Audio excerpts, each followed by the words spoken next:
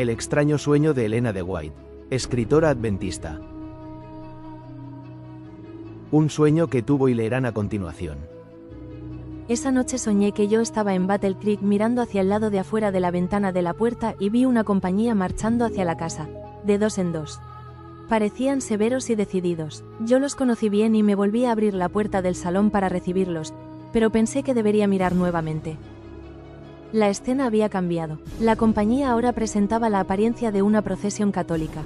Uno sostenía en su mano una cruz, otro una caña. Y cuando se acercaron, el que estaba cargando una caña hizo un círculo alrededor de la casa, diciendo 3 veces: «Esta casa está proscripta. Los bienes deben confiscarse. Ellos han hablado contra nuestra Santa Orden». El terror se apoderó de mí, y corrí atravesando la casa, saliendo por la puerta norte, y me encontré en medio de una compañía, algunos de los cuales yo conocía, pero no me atreví a hablarles una palabra a ellos por temor a ser traicionada. Yo intenté buscar un lugar retirado donde pudiese llorar y orar sin encontrar ojos ávidos e inquisitivos donde quiera me volviese. Frecuentemente repetía: si tan solo pudiera entender esto, si ellos me dijesen lo que he dicho o lo que he hecho. Yo lloré y oré mucho cuando vi nuestros bienes confiscados. Traté de leer simpatía o piedad hacia mí en las miradas de los que estaban a mi alrededor, y me fijé en los semblantes de varios de quienes yo pensaba que me hablarían y me confortarían si no temiesen ser observados por otros. Hice un intento de escapar de la multitud, pero al notar que me estaban vigilando, oculté mis intenciones. Comencé a llorar en voz alta, diciendo: si me dijeran tan solo lo que he hecho o lo que he dicho.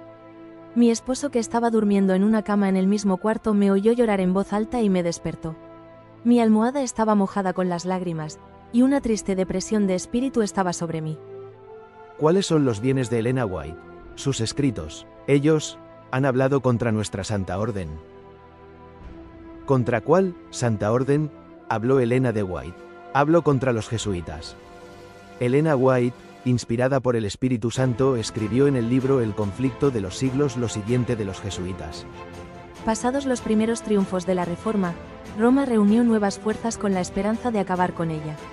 Entonces fue cuando nació la Orden de los Jesuitas, que iba a ser el más cruel, el menos escrupuloso y el más formidable de todos los campeones del papado. Libres de todo lazo terrenal y de todo interés humano, insensibles a la voz del afecto natural, sordos a los argumentos de la razón y a la voz de la conciencia, no reconocían los miembros más ley, ni más sujeción que las de su orden, y no tenían más preocupación que la de extender su poderío. El Evangelio de Cristo había capacitado a sus adherentes para arrostrar los peligros y soportar los padecimientos, sin desmayar por el frío, el hambre, el trabajo o la miseria, y para sostener con denuedo el estandarte de la verdad frente al potro, al calabozo y a la hoguera. Para combatir contra estas fuerzas, el jesuitismo inspiraba a sus adeptos un fanatismo tal, que los habilitaba para soportar peligros similares y oponer al poder de la verdad todas las armas del engaño.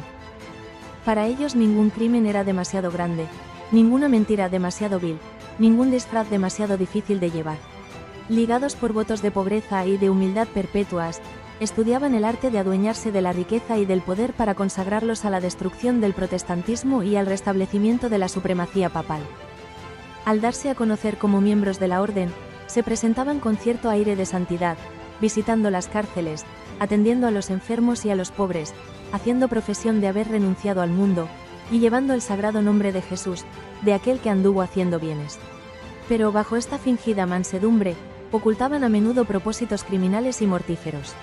Era un principio fundamental de la orden, que el fin justifica los medios.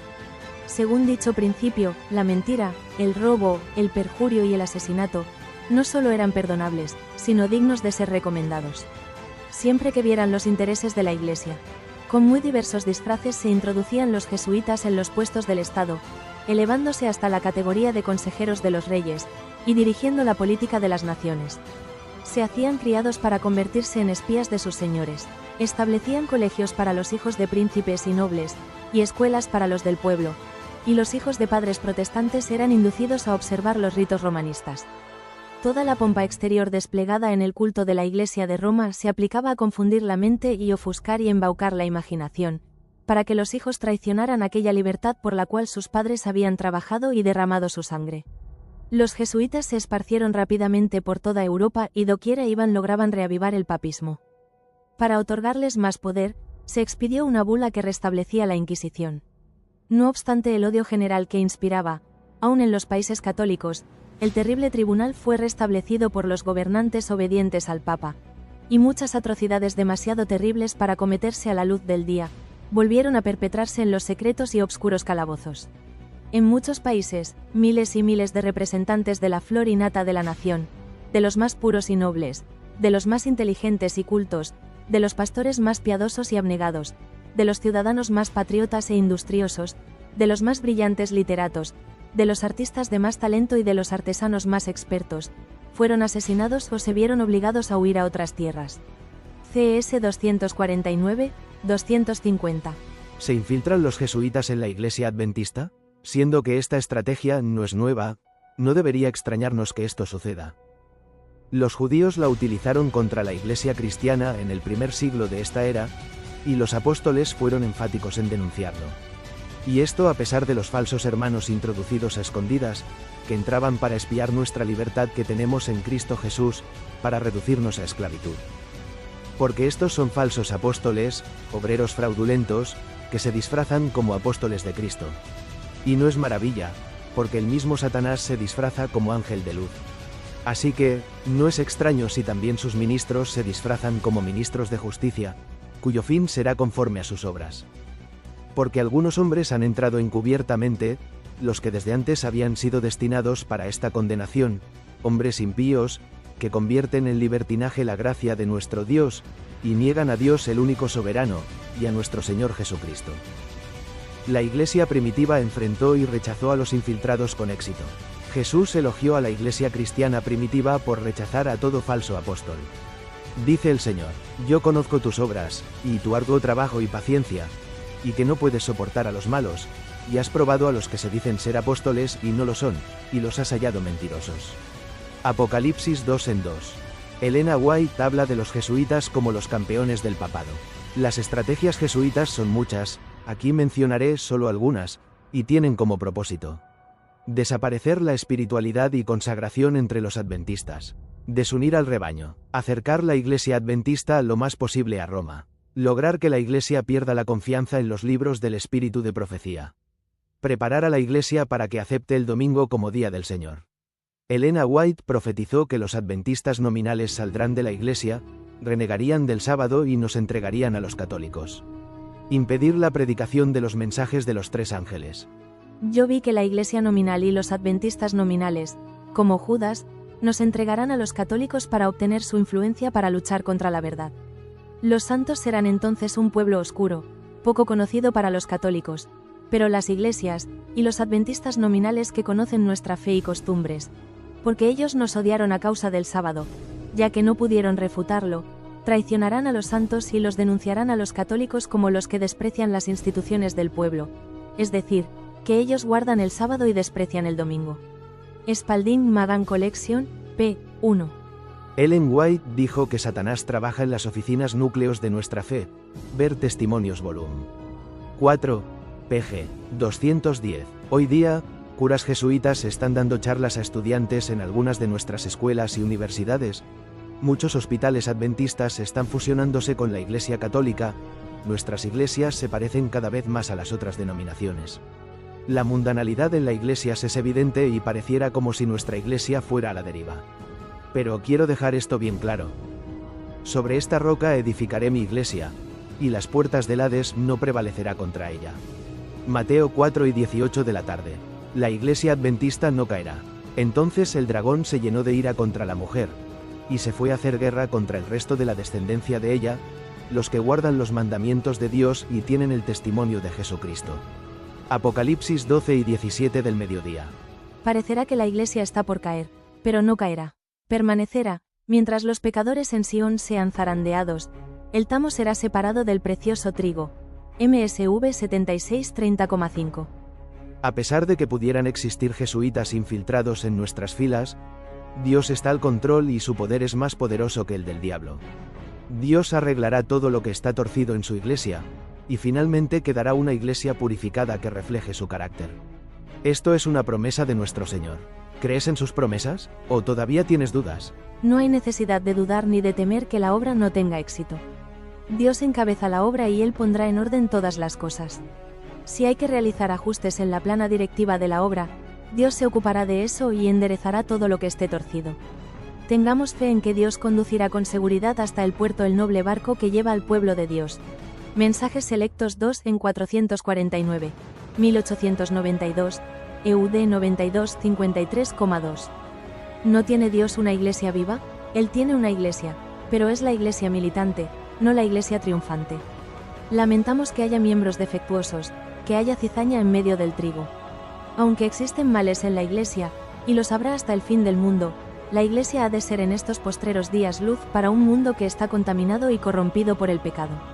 La iglesia, debilitada y deficiente, que necesita ser reprendida, amonestada y aconsejada, es el único objeto de esta tierra al cual Cristo concede su consideración suprema.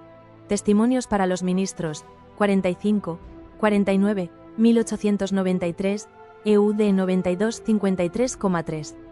Los baluartes de Satanás nunca triunfarán. La victoria acompañará al mensaje del tercer ángel.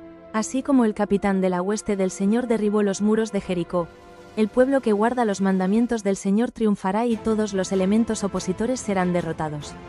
Testimonios para los ministros, 410, 1898. EUD 9253,4. La iglesia militante no es la iglesia triunfante, y la tierra no es el cielo. La iglesia está compuesta de hombres y mujeres falibles, imperfectos, que no son sino aprendices en la escuela de Cristo, para ser instruidos, disciplinados, educados, para esta vida y para la vida futura, inmortal. Street enero 4, 1883, EUD 9262,3. Algunas personas parecen pensar que al entrar en la iglesia serán cumplidas sus expectativas, y hallarán solamente personas puras y perfectas. Son celosas en su fe, y cuando ven faltas en los miembros de la iglesia, dicen: nosotros abandonamos el mundo para no tener ninguna asociación con individuos malos. Pero el mal se halla aquí también, y preguntan, como los siervos de la parábola: ¿de dónde, pues, tiene cizaña? Pero no necesitamos chasquearnos así, pues el Señor no nos autoriza a sacar la conclusión de que la iglesia es perfecta. Y todo nuestro celo no nos permitirá tener éxito en lograr que la iglesia militante sea tan pura como la iglesia triunfante. Testimonios para los ministros, 47, 1893, EUD 9263,1. Me siento animada y bendecida al comprender que el Dios de Israel sigue conduciendo a su pueblo y que continuará con él hasta el fin. Mensajes selectos 2 en 470, 1913. Dios tiene su pequeña compañía, su pequeño remanente, sus pocos creyentes, que atravesarán y terminarán este trabajo de predicar el triple mensaje angélico al mundo. Deberíamos iniciar una caza de brujas, colocarnos en el papel de jueces y acusar a los pastores o líderes de la iglesia que sospechamos que son jesuitas. No, Dios ha dicho: solamente el Señor conoce a los suyos, 2 Timoteo 2 y 19 de la madrugada. Él les dijo: acento, un enemigo ha hecho esto. Y los siervos le dijeron: acento, ¿quieres, pues, que vayamos y la recojamos? Mateo 1 y 28 de la tarde. Y él dijo: no, porque cogiendo la cizaña, no arranquéis también con ella el trigo. Mateo 1 y 29 de la tarde. Debemos luchar por mantener nuestras normas en alto, nuestra identidad, pero no podemos tratar de arrancar la cizaña, esa tarea no nos corresponde. Muchos utilizan fuera de contexto citas de Elena de White, que habla sobre las deficiencias y debilidades que hay en el pueblo adventista, para así ganar adeptos, irse de la iglesia y formar una nueva organización. Pero eso no es lo que dijo la hermana White ni lo que quiere Dios. Ahora no podemos alejarnos del fundamento que Dios ha colocado. No podemos entrar en ninguna nueva organización, porque esto significaría apostatar de la verdad. Mensajes selectos 2 en 449. 1905, EUD 9256,3. Si hay errores en la iglesia, el mismo Dios se encargará de corregirlos. Sin hacer un llamado a dejar su tesoro en la tierra, su iglesia. Elena de White declaró: ya sea que mi vida sea preservada o no, mis escritos hablarán constantemente, y su obra irá adelante mientras dure el tiempo. Mis escritos son guardados en los archivos en la oficina y aunque yo no viviera, esas palabras que me han sido dadas por el Señor todavía tendrán vida y hablarán a la gente. La verdad triunfará. Ahora no podemos alejarnos del fundamento que Dios ha colocado. No podemos entrar en ninguna nueva organización, porque esto significaría apostatar de la verdad. Mensajes selectos. Si hay errores en la Iglesia, el mismo Dios se encargará de corregirlos. Sin hacer un llamado a dejar su tesoro en la tierra, su Iglesia. Dijo también que en sus libros estaba bosquejada la información necesaria para nuestro pueblo para el resto del viaje. Citado en Svars y Floyd Greenleaf, Portadores de Luz, 357. A pesar de creer que sus escritos serían preservados, la sierva del Señor hizo todo lo posible para que tal cosa sucediera después de su descanso. En este aspecto, el testimonio del pastor Arturo G. Daniels es aclarador. Varias veces durante los últimos años de su vida, la señora de White me expresó a mí y a otros su preocupación acerca del futuro de sus escritos. Estaba ansiosa de que sus libros ya publicados continuaran circulando ampliamente y también que se hiciera uso acertado de los manuscritos que dejaría sin publicar.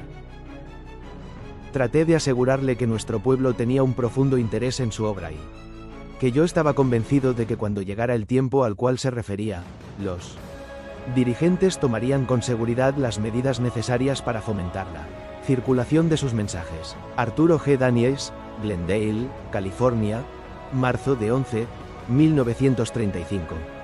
Citado por Arturo White, Elena G. de White, mensajera de la Iglesia Remanente, Washington, Junta de Fideicomisarios de las Publicaciones de Elena G. de White, 1956, 107.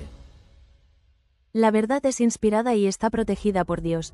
Perdurará y tendrá buen éxito, aunque algunas veces aparezca oscurecida. Mensajes selectos 2 en 123, 124.